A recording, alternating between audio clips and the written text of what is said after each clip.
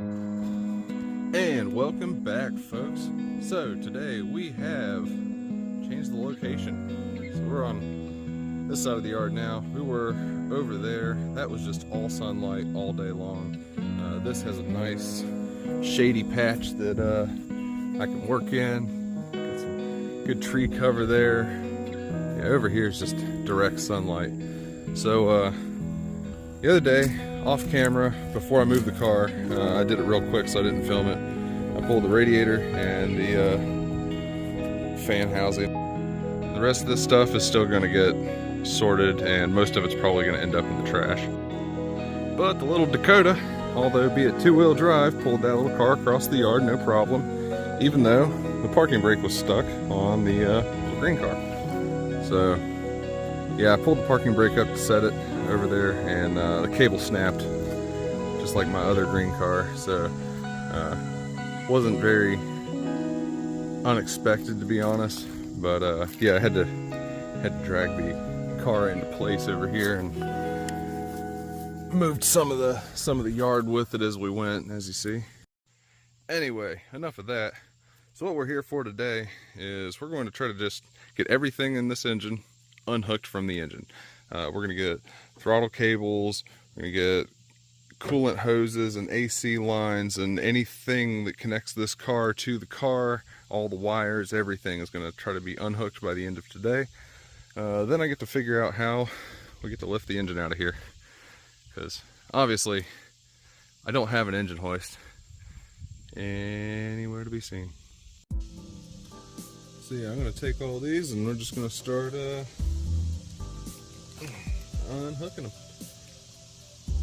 So after you get all of these pulled out, at the end of the day, or as you're doing them, you'll want to go back and label them, because when you get done with this, you're going to have so many wiring harnesses and they're all going to look similar or the same. You're not going to have any idea what you're going to want to do with it. Where things go, there's one there, you know, a bunch of stuff down here. You got one for the fan down the very bottom. See, right there. So you want to make sure to label all these as you pull them out. I personally have never done this kind of thing before, so obviously I'm going to label everything and put every bolt back where it goes, because I'm going to try to make as few mistakes as possible by mirroring the deconstruction of this car and mirror it over to the other one to make the other one possibly go a lot smoother too. Yeah, that's definitely going to be replaced. That is nasty. Alright, next up, what I'm going to deal with is this. Now, when you take it off, make sure you work with the little panel here. I found that in the trunk, but it's a little, I think it's an 8mm. If I'm wrong, I'll correct you here in a minute. But you need that. That thing pops off there. This little guy's got a blue clip on the end of him here. Yeah, that slides out.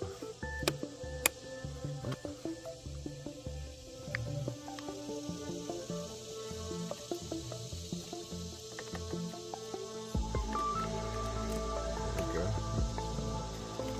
There, it just falls out whenever you get it right. Now, when I first got the car, I wasn't sure what this was because it wasn't on my other one, but it makes sense now. I believe that's the transmission controller, the TCU, I think that would be called. Anyway, it's got these little metal clips on the end here. I haven't even looked at them yet. I feel like they just, yeah.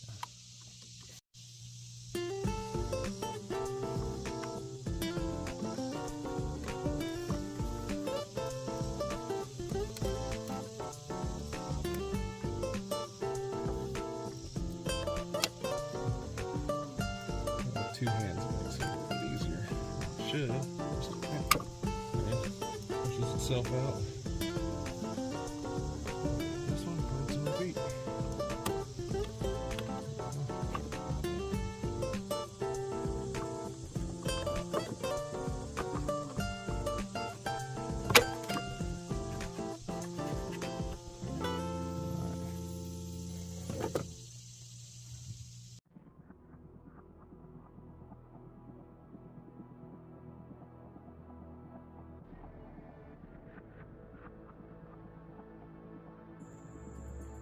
For those of you wondering, that wasn't an 8, that was a 7mm.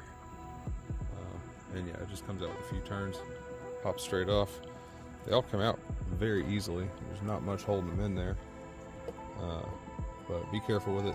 You definitely don't want to break a wire, or more importantly, one of those pins right there. That would just be a nightmare to have to go back in and repin the brain of the car.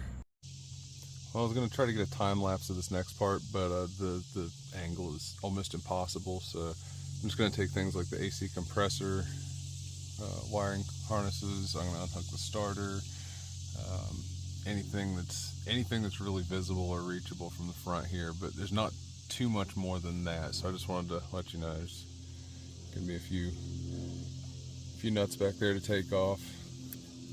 Gets all that off there. It actually looks pretty corroded too. It's seen better days. Yeah, we got this stuff over here.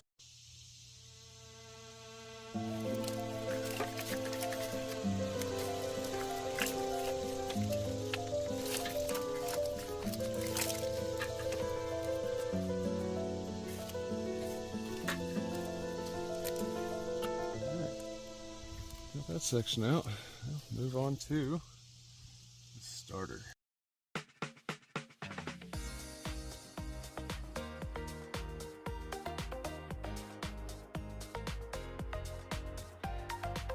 Alright, again, a location I can't really film very well, but where the automatic transmission has all these extra harnesses and such plugged in going around it. I'm going to pull those out, as well as, kind of hard to see down in there, but yeah, there it is. There's a couple harnesses down in the very bottom there, and I'm gonna have to dig and fish around for those, but due to their location, it's not really conducive to being able to film it very easily. But got most of that harness out so far. Only took about 20 minutes or something. Not too bad for a first attempt.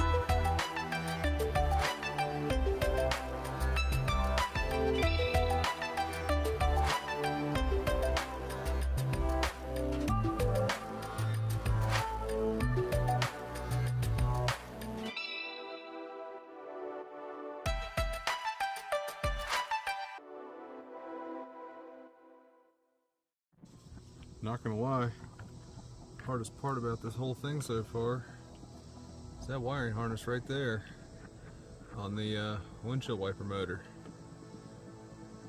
That thing, I cannot figure out how the clip works on it. So I made it this far. It's taken us about 3 hours to get this much of it done, and that was taking a small break in the middle for something to eat. And you know, just kind of piddling around. I'm also filming too. I don't have a film crew, so actually you could probably get to this point in 45 minutes to an hour if you really buckle down and try to get her done. Here's a ferocious beast barking at the mailman.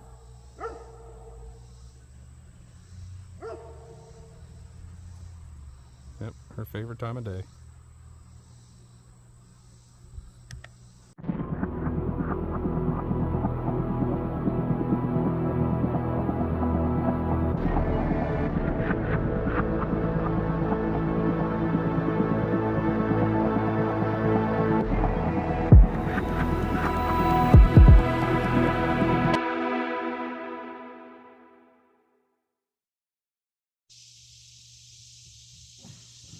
Fun fact, you cannot get the wiring harness off of the windshield wiper motor if you don't take all of the cowling and everything off first. I tried for half an hour before I gave up yesterday. We're back on a fresh day, so we're going to pull these wipers off and we're going to do it the right way.